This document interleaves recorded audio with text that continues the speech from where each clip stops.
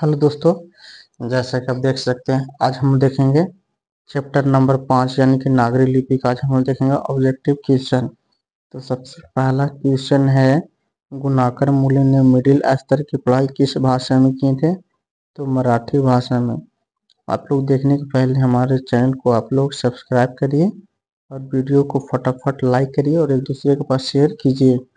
Second question क्या है कि मूल्य ने अंग्रेजी व हिंदी की पढ़ाई कहाँ पर की थी? तो वर्धा में। कहाँ किए थे? अंग्रेजी और हिंदी की पढ़ाई कहाँ किए थे गुणाकर मूल्य? तो वर्धा में। तीसरा है, नेपाली भाषा किस लिपि में लिखी जाती है? तो देवनागरी लिपि में। जिस तरह से हम लोग का लिपि देवनागरी लिपि है उस तरह से नेपाली किस लैंग्वेज में लिखी जाती है? तो देवनागरी लिपि में।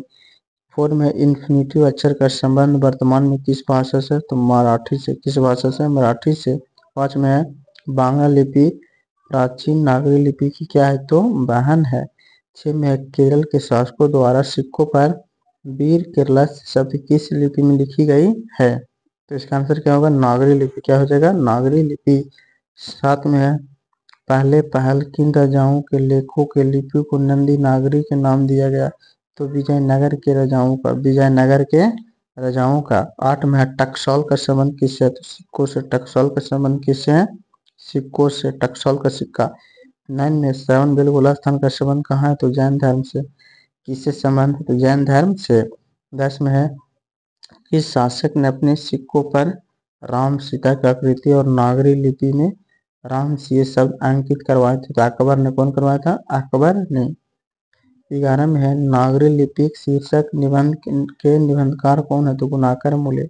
नागरी लिपि के निबंधकार कौन है? तो गुणाकर मूल्य। तो आप लोग फटाफट चैनल को सब्सक्राइब कीजिए, वीडियो को शेयर कर दीजिए।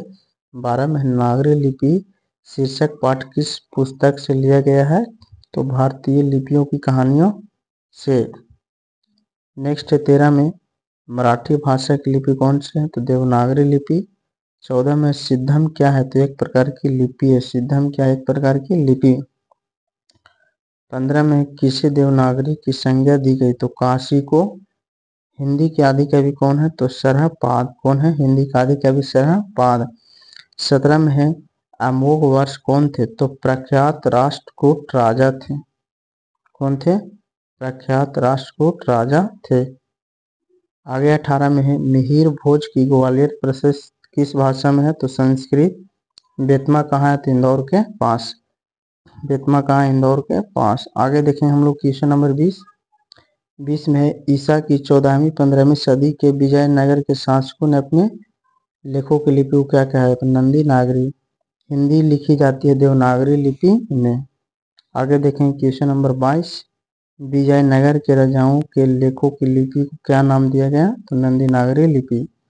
देश में नागरी लिपि क्या भी एक सार्वदेशिक लिपि थी? तो 8वीं से 11वीं सदी में थी। 24 में है, पहले दक्षिण भारत की नागरी लिपि क्या थी? तो सिद्धम। गुणाकर मूल्य का जन्म 1935 ईस्वी में हुआ। 26 में, गुणाकर मूल्य का जन्म कहाँ हुआ? तो महाराष्ट्र में। नेक्स्ट 27, इन्होंने किस पुस्तक में पुरानी लिपियों की विस्तृत जानकारियां दी? तो अक्षर कथा। 28 में, गुप्तों की राजधानी को क्या कहा जाता है? तो देवनगर। क्या कहा जाता है गुप्तों की राजधानी को? देवनगर।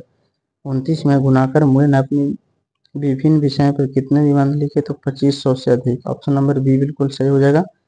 30 है, भारतीय लिपियों की कहानी किनकी प्रसिद्ध रचना है? तो गुणाकर मूल्य की।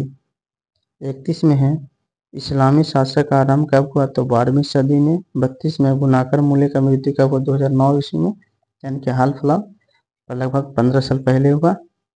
तो ये 33 है, नागरी लिपि के आरंभिक लेख हमें कहाँ से मिलता है? तो इसको आप लोग कमेंट करना है। चैनल को फटाफट लाइक और सब्सक्राइब कर दीजिए। तो फिर हम लोग मिलेंगे अगले वीडियो में।